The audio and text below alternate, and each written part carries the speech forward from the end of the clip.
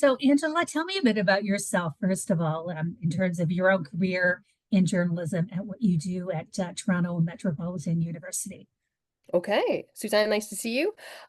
Yeah, so I went to J school just like you. I went to Western and I graduated on a Friday and I started at CBC on the Monday and just kind of stayed for 14 years as you do in the big Right. course. You just kind of bounce around in different places and try different things. And so I did that for a lot of years and I learned, well, other than J school, I learned a lot in CBC. You do learn a lot by doing. Yes. So I was very lucky to work at CBC for 14 years, mostly in radio. And then I took a few years off to write kids' books because that's just something I wanted to do. So I did that for a bit. For 2, 3 years, I was freelancing and doing book tour stuff and writing books. And then at the same time I was doing that, I kind of needed money. So I started teaching on the side. Okay. So I taught one course a year at TMU, really enjoyed it, really looked forward to it in what I called the off season, like the time when I wasn't teaching. Right. So I got more and more into it. And when I took a job as the digital director at the Walrus, which was the next job I took, I actually arranged it so that I would be working 4 days at the Walrus and 1 day at TMU. So I like carved out the time to actually teach because it was that important to me. And then a tenure track job came up and I applied and somehow I got it. And so I've been teaching full time for 3 years now. So Okay. that's how I came to this position. Okay, great. Well, Yeah. let's talk about your study. It sort of originated a few years ago, actually. You Yes. were in a discussion with your own colleagues about AI in journalism and AI in newsrooms. Can you tell me what it was that sort of kicked off that research? Absolutely. So, because I worked so long in different newsrooms, I'm a very technologically focused person. Not only is it my beat, like I cover technology usually when I write. I do a lot of writing about technology, but I am like the first adopter in like every Mhm. newsroom I'm ever in. And that began back when I first started at CBC. My first job at CBC was literally the overnight editor of online news. And if you can imagine back in 1999 when I started, online news was basically five people in like a back Right. room, Right. right? Yeah. So I've always been at like the forefront of whatever technology the newsroom was taking on. So I've, been there through VR, I've been through podcasting, all of that stuff that comes up and people are like, who can do this? Angela should try. And that was usually what my role was to figure out how this works in journalism. So when AI first started poking its head up, and what I mean by AI is generative AI, not just like the AI that Google was already using since basically Hmm. 2012, like generative actually coming up with what seemed like new and original ideas and thoughts and words. um, I wanted to approach it from the same way that I approached everything, which was, is this happening in little tiny little rooms in the back of Hmm. a newsroom, or is it actually happening out loud? And to my sadness and to my annoyance, it was still happening in little rooms in the back rooms, Okay. 20 years since, I had, Yeah. been introduced to the internet and all those things. So that's what kind of triggered how I wanted to look into it, is that every time these big technologies come up, and I can say every time now because I've been in the industry for almost 25, 30 years now, we just seem to like kind of experiment in back rooms.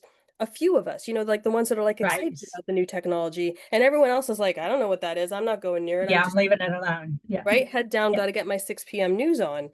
So that's what triggered it, is I wanted to talk about, why aren't we saying this out loud? This is going to be a sea change. This is going to be like the internet. I know people look at it like this could have been like VR. Like VR came and went and we really didn't know what we were doing with it, Hmm. or what we could use it for, or even if it would be usable for journalism.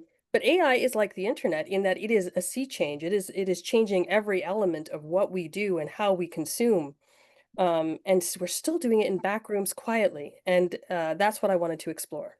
Okay. So I read that you had a hard time actually finding journalists to speak with on the record about their understanding of AI and how AI is used in the newsrooms. Tell me a bit about that. I think that really says a lot about the work of the journalist Yeah. in itself, in terms of, and also just newsrooms in general.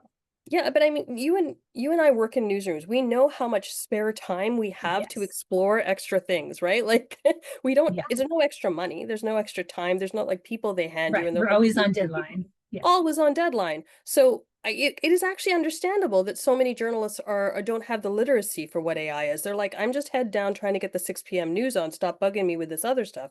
Mhm. Even when you're trying to say this could make your life easier, this could make this process easier. So I was both surprised and unsurprised. And also as a journalist, it's strange to be in academia and having relative success with getting people to, sit down and be interviewed by me. Like that's my job. It's what I've done for years. Mhm. But then getting journalists to sit down and be interviewed by me was so much harder. It was surprising how few would actually sit down and have that conversation. Okay. Um, and in the end, I think I went at like 80 or 85 people in the end, like personally went to them by email or by whatever access I had to them because I'm quite networked in. Right. I only got 13 on the record to speak to 13. me, right? And Okay. what is that percentage? Like it's quite Yeah. small. So what did you learn from those 13 people about their understanding of AI?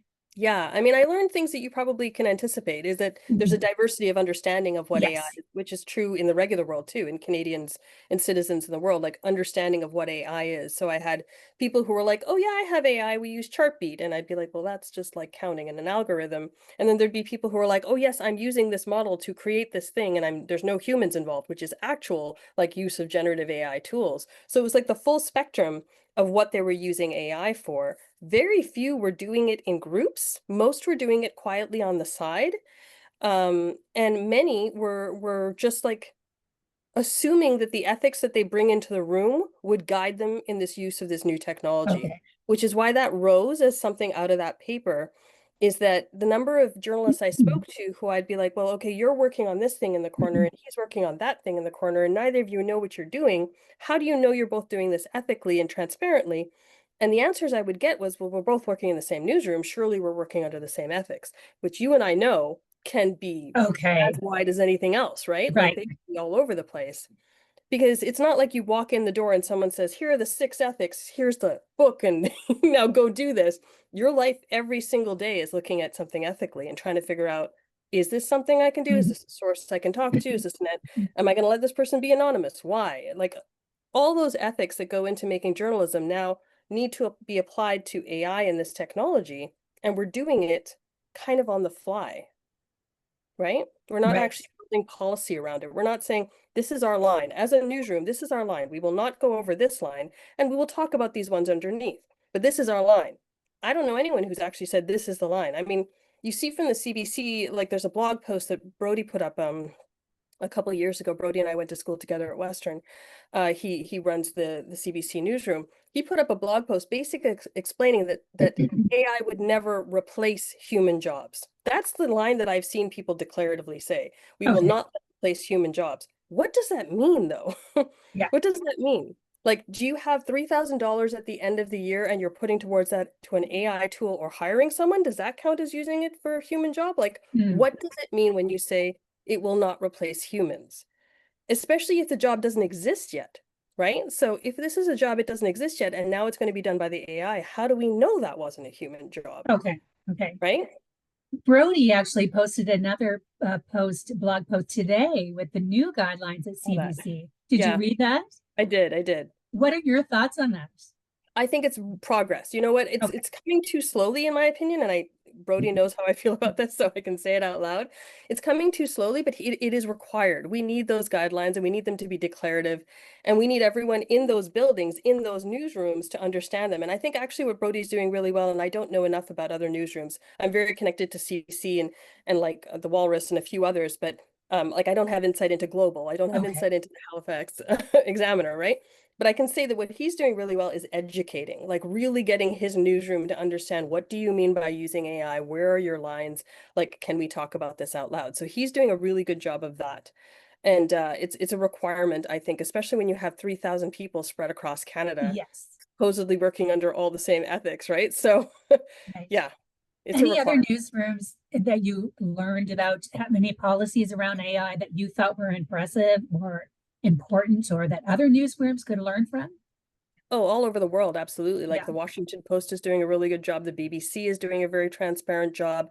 There's a couple of like ABC out of Australia is doing a really good job. So some of the big ones, which you kind of expect, because not Yeah. only do they have the money and time to dedicate to this, right? But they also have so many people they need to get to and make sure everyone understands it together and aren't going all rogue and cowboy and trying all this stuff that they have to then answer for. That there's a requirement. It's the smaller newsrooms like yours, like a local newsroom, that it's harder to do that in. You'd think you could just turn around to the person beside you and just like hash it out, right?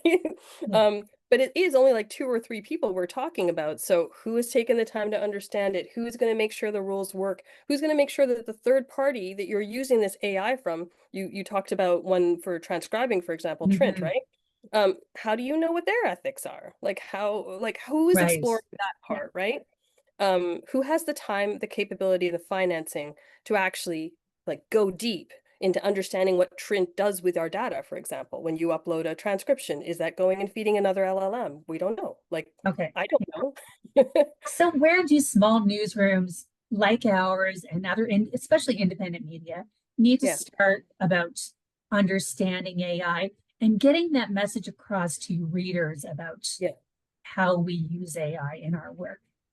Yeah, so I was actually looking on the Halifax Examiner. Where does it actually, where you were, you mentioned a policy, and I was looking for it online. Oh, we don't have anything posted. We've sort of been writing about it in the last Right. month, and it's sort of explaining what it is and that we don't use generative AI in terms of creating photos or videos or text, of course. So I mean, that would, I think, be one of the first steps, other than, having the conversations in the newsroom about what are you trying, what are you trying, Right, who's right. experimenting with what. I think the very next step is like declaratively saying it on your website publicly. That's what we do it in the student newsroom, for example, how you're using AI. So even just saying we don't use Gen AI is not enough. It needs to Okay, be more, I think okay. it needs to be more descriptive. So for my students, for example, we use WordPress. That's our CMS for Yes. our publishing tool. Um, Last year in that CMS, I literally just burned into the bottom of every story. This story may have been created using AI tools because I had no idea what people were using. So just set it Mhm. at the bottom of every story to Okay, cover my book, basically, right? Like it just covers everybody. This year, I added a field to the WordPress that actually says, how did you use AI? So either the okay. student has to put in no AI was used in the creation of the story, which that's fine. That can be an answer. That'll be burned into the bottom of the story. Or they have to list the AI they use and how they use it. So that gives them not only a transparency with the audience, so it can say, I used ChatGPT to develop this headline, I used, Google Gemini to find the sources, however they used it, but it also makes it mindful. So you're not just kind of doing it on the side and you're just kind of like as part of your workload. You're actually declaratively saying, this is the part the human did, this is the part the human did not do. And I think that kind of transparency, there are some who would argue that it's not great, that you don't need to do that kind of transparency, but I think as human creators, us knowing where our own lines are from moment to moment is actually really useful with the AI. So I Okay. would say that's a really good policy to get in place, is to figure out where you end and where the AI starts, and how much of this creation is you. Because something you hear from audiences all the time is they want to know. Like 85% or Yes. 87% of Canadians have said they want to know if AI is being used. So let's tell them, let's be honest about it. It's not Okay. writing the journalism. Okay. Let's just tell them. Okay.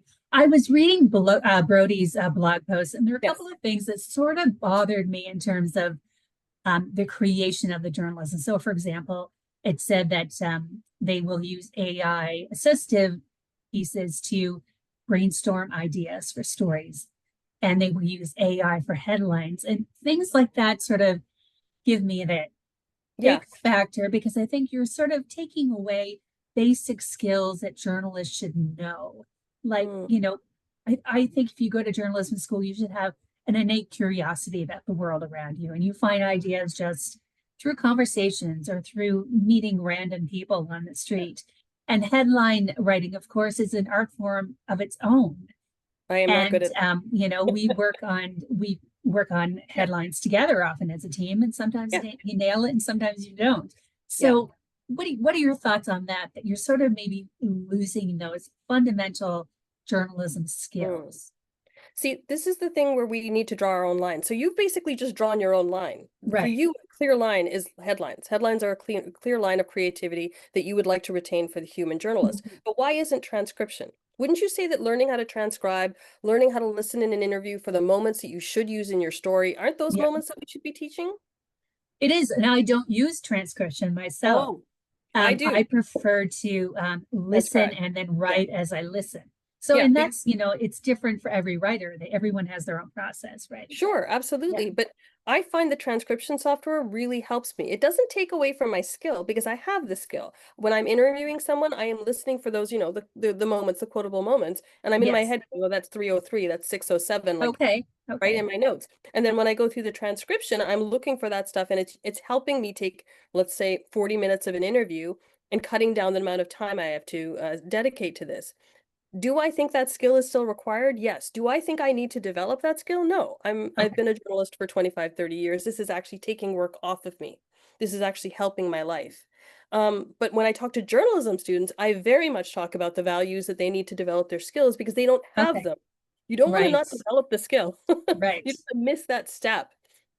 But in the same way that spell check hasn't made me unable to spell things, and I think I've had spell check almost since like grade 8 or something. Yes, it's When you been think around a about it, while. right? Yeah. I can still spell. I have 8 books out. Like I know how to spell. It didn't take the skill. It has made me a better writer in that it takes away some of the workload of that. Okay. So it's a tool is the way I look at it, and everyone has a different one. So let me ask you this, Suzanne. Are you very good at art? Like, do you paint? Do you color? Do you do video? I do photography. Oh, amazing. But as a kid, of course, I was drawing and painting and things like that. So here's the thing. I find that people, when they have a skill, they're protective of it. So you and I Yes. are journalists, we're writers, we do these, so we value the writing, we value all the steps in the writing. But someone who isn't a writer is like, can I get rid of that work that I don't know how to do? For me, that would be photography, that would be art. I suck at that stuff. Okay. So using an AI to do that seems to help me be better at whatever creation I'm trying to do. Now, someone who's an artist would say I'm taking away from them. So I feel Yes. like what we value as humans is very much based on what we do. Um, I don't know what everyone's line is. Everyone has to Yeah. find their own lines, and I think we have to be transparent about it. So you will, I hope, never see me, try to sell a piece of art or try to put a piece of art on a story without declaring who did this or if it was an AI. Okay. Am I taking a job away from an illustrator? Possibly. It's possible. Okay. What is your line for your students? Have they ever approached you with an AI tool that you say absolutely no, we're not using that? I don't think so. I mean, I get a lot of questions about, I mean, it's very different for me because I'm very AI front facing, right? Like I Oh, talk right. about it all the time in my classes. I, in fact, talk about assignments and how I would ethically use AI and how you could not ethically use AI. So I bring it all out to the forefront. Hmm. But I have had students who have handed in pieces where I know that they've done something with an AI tool that is not ethical. So, for example, they've completely rewritten an assignment, or they've transcribed something and they've used it to answer some questions. So, ethical use of AI, responsible use of AI is what I try to promote, but it's never about the tool. To me, the tool is like a hammer. A hammer can be used to build a house, it can be used to Okay. hurt someone. It's not about the tool, it's about the human running the tool. Okay. What about other journalism schools? Do you know any journalism schools across the country that are using AI, and how are they using it? A lot of AI, a lot of journalism schools and a lot of schools in general are finding Yes. ways to create AI forward classes because we want to prepare our students. This is the other thing. I don't want them to leave my student newsroom, go out into a real newsroom, like a professional where they're paid newsroom, and they be the only ones that not know how to use AI. Like that would be detrimental to their education and their careers. So in the same way, I'm seeing a lot of universities building AI classes, building classes about how to use it ethically in a lot of different fields. So yes, in journalism schools all over Canada and all over the world are finding ways to either integrate AI usage or AI tools into courses or Mhm. actually creating courses that are about AI, which is Oh, interesting. okay. Okay. Yeah, Let's go back to your study for a minute. What was surprising to you from speaking with the 13 journalists that yeah. you used in the study? Did you learn anything about their understanding of AI or their use of AI in the newsroom that was surprising for you? I think some of the things that I found were surprising were definitely that assumption that everyone has the same ethics and everyone is working from the Hmm. same playbook. I found that surprising because I've worked in newsrooms basically all my life, and there are disagreements about every dang thing. Like that's Hmm. what we do. We're Right. opinionated people. Yes. We argue about everything. So the idea that we all are like nodding our heads at the same time to the same lines, that I found very surprising. I also found it surprising how hands-off people were with how much they understood about what the AI did. Mhm. So, I would talk to people about using an AI tool, and then I'd say, well, what are the rules around that company? Do you know if what you're typing in gets sucked into an LLM somewhere there that they didn't know? And we'd go and look together at the policy, and they'd be totally surprised by it. So the lack of not engagement is the wrong word of it, but the lack of curiosity, actually, what you were talking about, that we are Right. journalists and we question everything, and for whatever reason, they weren't questioning the AI tool or Okay. what the AI tool's goals are. Because to me, it's like social media, where for a while we were all like, oh, Facebook is about making friends. Facebook is not about making No, friends. not at all. And AI is not about being good for humans. Like it's a tool. And yeah, that curiosity, that lack of curiosity very much surprised me. Okay. What about the dangerous sides of those tools? The concern about the AI bubble will pop and that the pictures are using AI pictures are stealing work from artists and whatnot. Do you have any thoughts on that? I have lots of thoughts on it. I don't understand really why copyright law in Canada is so far behind AI. We're putting so much money into developing the next coolest AI tool and spending so little time and money actually figuring out how the copyright changes around it. I'm a Okay. fiction writer and a journalist. Everything you and I have ever done has been sucked into an LLM because we are Yes. old enough that our stuff is all gone, right? But why Mhm. can't I sign something today that says everything from this moment forward is mine and you must ask me and pay me? Why can't Okay. that should Mhm. exist? That should exist in the world. So, yeah, I'm very concerned that our copyright laws are so far behind. The EU's ahead of us, Japan's ahead of us. Like, there's so many people that are countries and groups that are ahead of us. Australia just passed a huge thing about their AI and copyright laws. So I'm really concerned that we're not keeping up and that we are putting too much time and effort and actually media coverage, to be honest, into the business side of AI and so little into the fact that everything that AI has was stolen from a human, like everything. How do we change that? Well, like what I said, like why Yeah. can't we tomorrow say, I am signing a contract with Okay. the CBC, and from Yeah. now on, the CBC must be careful and not sell anything, and anything that does Okay. get sold, I know about as a generator of that content. Like we could be doing this stuff.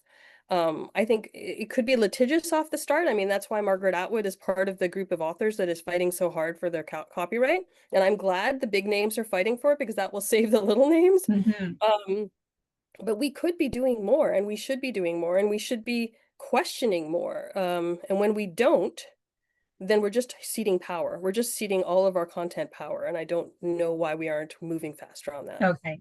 So, what does this all mean for readers of Mm. news? What do they need to know about AI policies, and what should they be looking for in newsrooms and their AI use?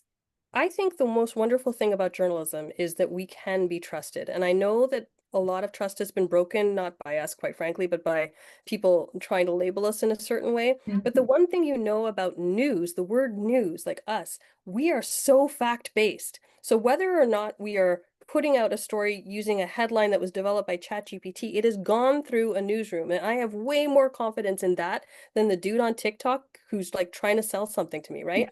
So I think this could be a resurgence in trust in journalism because these people have been trained to chase facts and we put facts above everything else. Yeah. I think that it could make us more valuable. When people talk about, oh my God, I don't want journalism to become the fact checker of the AI. I am fully for that. I did not sign Yeah. up to become that, but we are fact checkers. And if you trust us and we are smart and ethical and responsible in how we use our AI, we could set the standard. We could be the people you can trust in a world of AI slop. Because the Halifax Examiner is not putting anything on their name that they don't trust and they don't Mhm. stand behind, right? Right. You cannot say that about most of the world. Yes. Right? So, Especially now. right? So, I mean, I think it should make us even more trustable and even more of a standard. So, I kind of think about it in a positive way. I think that AI slop is going to be AI slop and it's never going to compete with actual facts in journalism. Okay. And any final thoughts, Angela? It's a great interview. Thank you. Oh, you're very welcome. No, just that I don't think fear is the right way to approach this. I think Okay. eyes wide open, educate yourself as much as you can, educate everyone around you as much as you can. I would like the audience to be more curious, like most journalists, be more critical thinking. Because when you get fooled, it's not something we like. We do not enjoy being fooled. You do not enjoy being fooled. All of us are looking for truth. And we're here to help. Okay, good. Well, thank you for your time. I really appreciate it. Anytime. I'm glad this Okay, went well. Talk to you later. Bye. thanks.